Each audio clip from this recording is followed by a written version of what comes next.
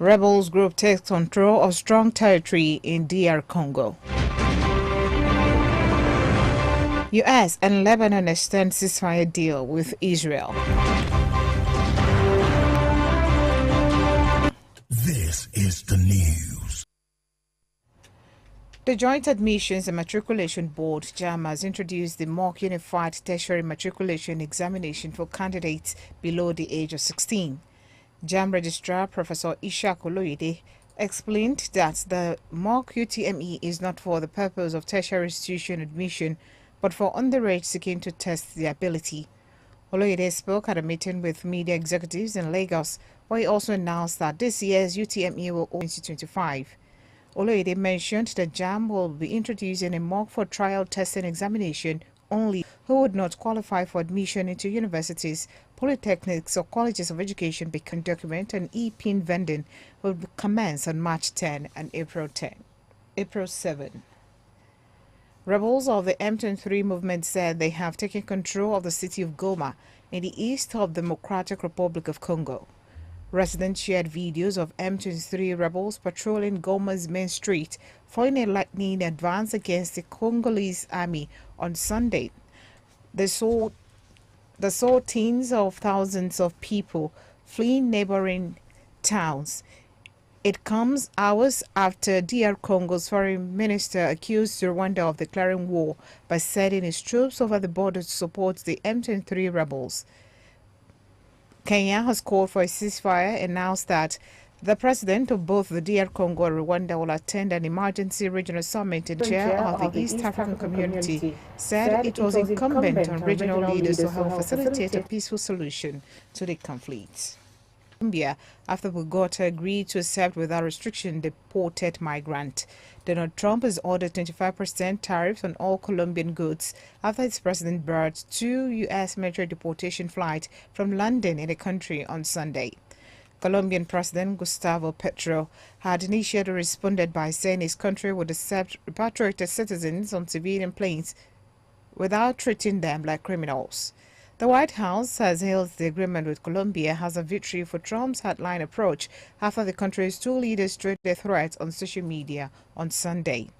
Colombia's foreign ministry said it had overcome the impasse, but it is just hours after Petro published a lengthy post on X condemning what he called Trump's blockade. Colombia's Foreign Minister Luis Gilberto Murillo said the country would continue to receive Colombians who return as deportees, guaranteeing them decent conditions as citizens subject to rights.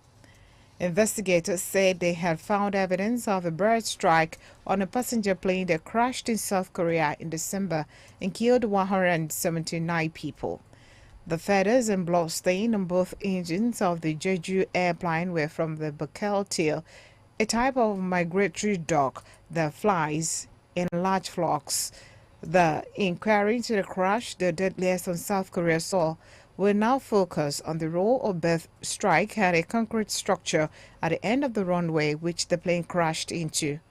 Authorities earlier said the flight data and cockpit voice recorders from the plane stopped recording about 4 minutes before the disaster.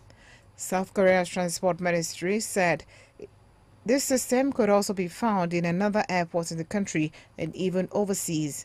Last week, authorities announced that they will change the concrete barriers used for navigation at 7 airports across the country. The preliminary report has been submitted to the United Nations Aviation Agency and the authorities of the United States, France, and Thailand.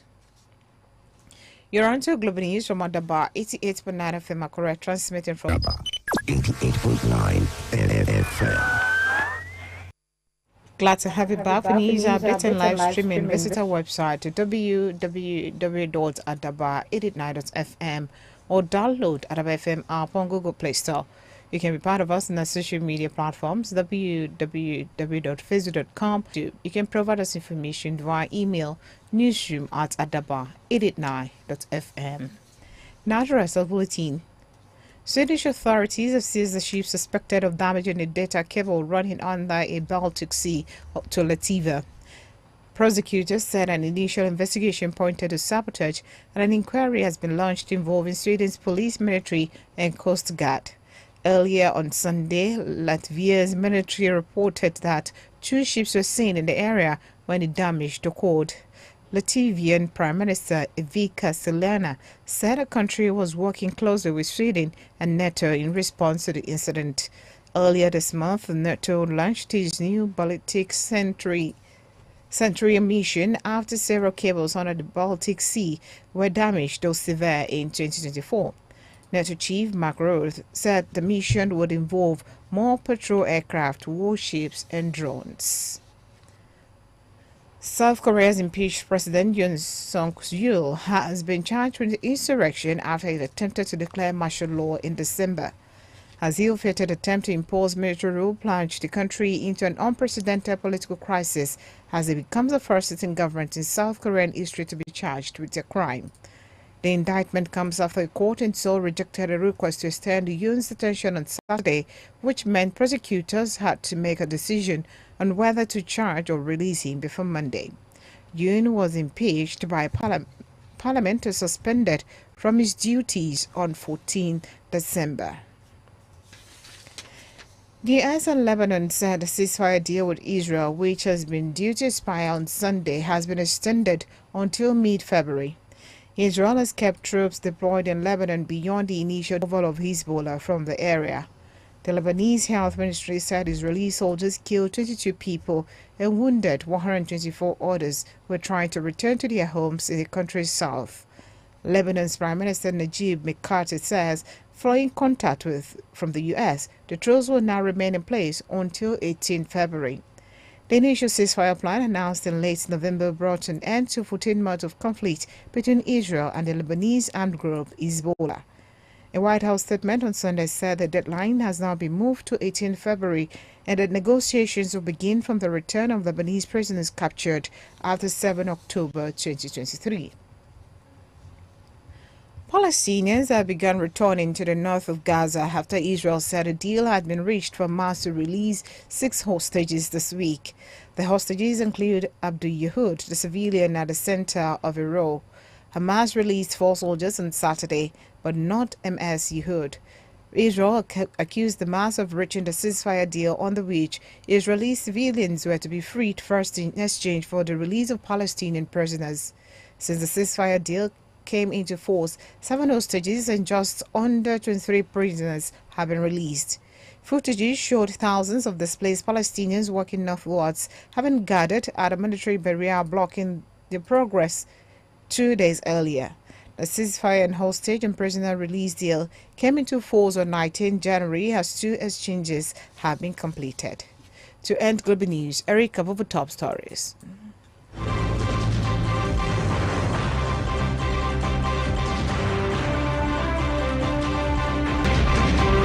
Rebels of the Congo.